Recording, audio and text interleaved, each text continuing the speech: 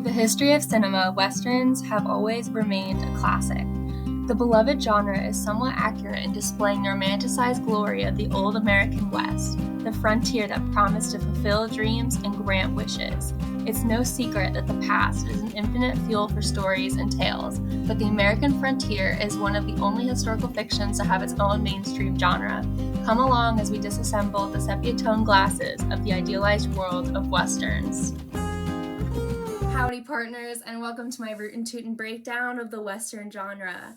So, first off, why westerns? Well, I love them. I grew up watching my dad play Red Dead Redemption, so I'm obsessed. I've also always wanted to be a cowboy. What can I say? So, they're just special to me, and through this video essay, ye will discover how the western genre became so beloved and how it got its place in the Hall of Cinema fame. So let's get into it, buckaroos. First things first, right? A bit of history behind the time period of the western genre.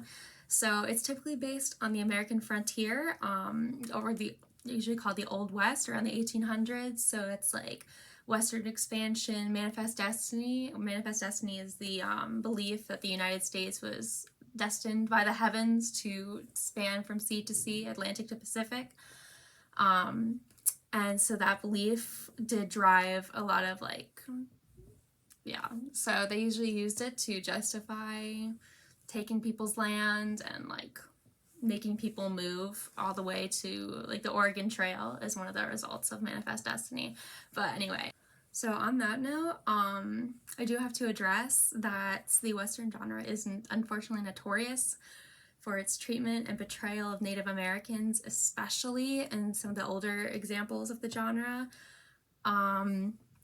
So I Native Americans were often the kidnappers or the murderers or just the villains all around and just completely dehumanized. And this time period was in particular very horrific towards Native Americans and the theft of their land.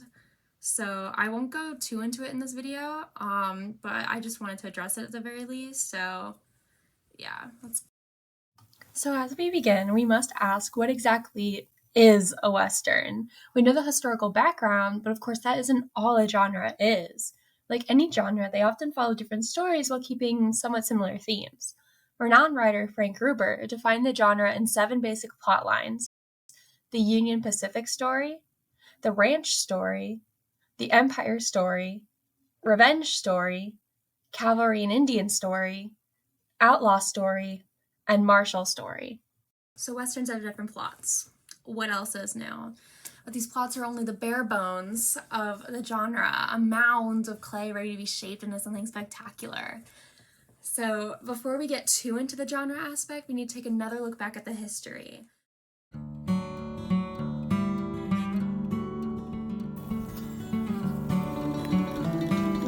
Cody's origins are humble. A cattle driver turned frontiersman who braved the wilderness of the American West. He soon became a Wild West legend after a dime novelist found and wrote about him and his accomplishments. Dramatized by these dime novels, the fictional Buffalo Bill grew apart from the original. This fictional Buffalo Bill tamed an untamable stallion, horse girl movie style, dubbed Stable Satan, was appointed as chief of the Pony Riders and selflessly provided for others. Eventually, Buffalo Bill saw a play about himself, and after some encouragement, he plunged into the acting world and would portray himself on stage. His acting was rusty, to say the least, but the fact that it was the real-life Buffalo Bill in the flesh made it easy to brush off his inexperience on the stage. He then went on to make his own show, Buffalo Bill's Wild West Show, a spectacle involving live animals, gunslingers, and the legend himself. It demonstrated before an audience the wondrous recklessness of the Wild West. It was highly dramatized, as all shows of this type were, but as described by Justine Macaulay in her fantastic analysis of the influence of Wild West shows on the American identity, it brought the romantic image of America to the 4 corners of the earth, impacting American self-image at home for both those who had been to the West and those who had never visited. So what does that all mean? The Wild West show made the Wild West. As described in a biography of Buffalo Bill by Lawrence Mazzeno, his shows did more than his real-life exploits on the frontier to bring to the civilized world a sense of the life of the American West. It changed the perception of the cowboy from a dirty vagrant into the essence of the American man, independent and self-sufficient, like Buffalo Bill. The cowboy and Western man became almost like an idol, someone who everyone longed to be, a man against the world, against nature, that never relented. Even without his Wild West show, Buffalo Bill would still be historically significant due to his contributions as a frontiersman. But there's little to no doubt that his explosion in fame came from the dime novels written about him. That's how people found out about him in the first place, after all. So I briefly mentioned dime novels earlier, but here's what I'll actually go into more detail about them. So dime novels are cheaply produced and purchased reading materials, and like any other medium, any genre can thrive, but it was through them that Westerns truly took off. So the reason why this happened was people were fascinated with the West, because most of the United States lived east, so naturally they were curious. And because these reading materials were so easily accessible, stories were able to be told. Most protagonists of Western dime novels were real people, highly exaggerated, but still about real people. These people, typically men, were the ideal American man. Ideals of masculinity happened to be entwined with the ideals of the Wild West. Engraved into the very core of the Western are men who fit into the masculinity of the Wild West. Buffalo Bill, as mentioned, and several dime novels featuring him. And Jesse James was a subject of countless dime novels too. So I know we are jumping around a little bit, but there are several aspects we need to touch on in order to get the bigger picture.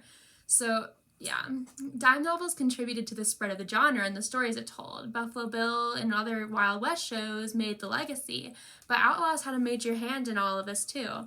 As we know, outlaw stories are one of the 7 listed by Frank Gruber in his 7 basic plots of Westerns. But outlaw stories are arguably the most popular, not just in the Western, but in any genre, really.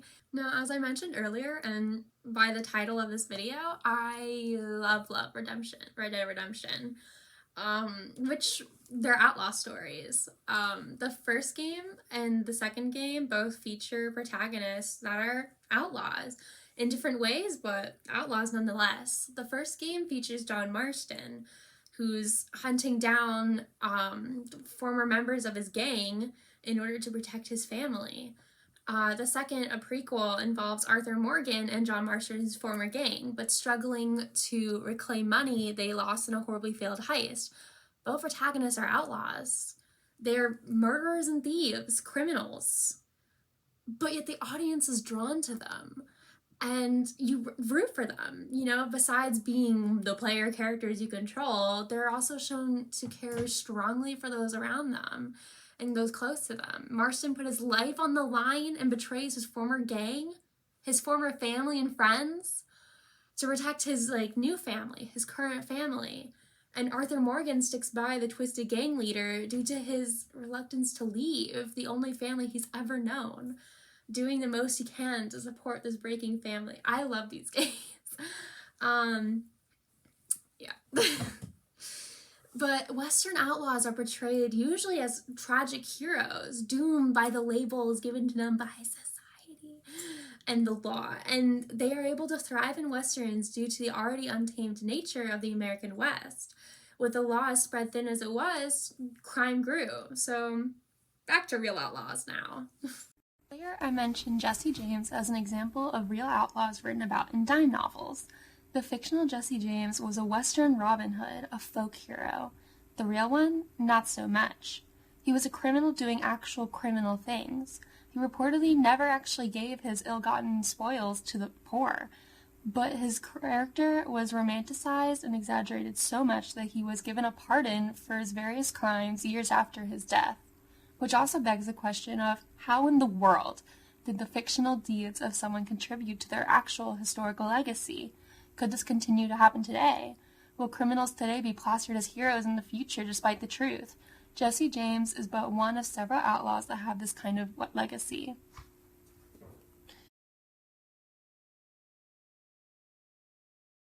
Moving on, we'll go more in depth into the actual ideals of the Wild West itself. So, gender roles play such a significant part in Westerns. The very idea of the Wild West was fueled by the ideals of masculinity. Men were expected to be even more than they already were. I'm now realizing that this actually somewhat relates to the Barbie movie in a way. Ken was enchanted by these very ideals and took on the cowboy aesthetic. But anyway, the Western genre relies on these masculine ideals and the overwhelming desire that people felt to be these rough and tough characters that they saw in media. Strong moral compasses and exteriors, having to face off against the harsh and unforgiving wilderness. These ideals are crucial in the genre and the very concept of the Wild West itself. The ideals of masculinity go hand in hand with the ideals of the Western genre. Now, what about women? Well, the ideals apply to them too. The image of women in the Wild West fluctuated between the damsel in distress and one similar to men, that cemented the idea that anyone could make it in the West. Legend and Wild West icon Annie Oakley, who it turns out I'm somewhat distantly related to, was one of the most influential women during this era. She and others were featured in Buffalo Bill's Wild West show with the intent of putting women in the audience at ease. By showing other women handling guns, it was meant to calm the women in the audience from fainting or being scared. Oakley instead became living proof that women could make it in the West. However, the idea was maintained that while Western women were able to do feats such as horseback riding and shooting, they were bound to their domestic duties. The analysis of gender during the American frontier is crucial in understanding the essence of the Western genre. The aforementioned ideals of masculinity that go into the ideals of the West are also the basis of the frontier myth. The frontier myth is a spool that all these threads we've been discussing lead to. It is, as described by expert Richard Slotkin, the conception of America as a wide open land of unlimited opportunity for the strong, ambitious, self-reliant individual to thrust his way to the top. It is the grounds on which the essential qualities of the American character emerge from the crust of habit and custom built up in the more settled East. The frontier provided a chance to start over and reach new heights. All this to say that the Western genre stemmed from the desire to make it big on the frontier. The dreams of centuries ago continue to tell their stories in our movies and television today. The West was the outlet for the American people. The combination of westward expansion, the American dream, ideals of masculinity, and desire for greatness is what the Western genre is. It can then be said that this longing for the unknown frontier has now shifted to science fiction, with space as a new unknown frontier. This can especially be seen in The Mandalorian and other Star Wars media. Westerns will never lose the grip they have over the storytelling world, even as the world shifts to space exploration over moving westward. The Western genre is a classic in the film industry. Fueled by the fires of the frontier myth and the idealized projections of masculinity, it feeds into the good old days mentality. Westerns aim to capture the spirit of the West through various stories they've told for centuries. I encourage you to go watch a Western and bask in the dreams that made this genre happen. Thank you for watching, and don't forget to like and subscribe.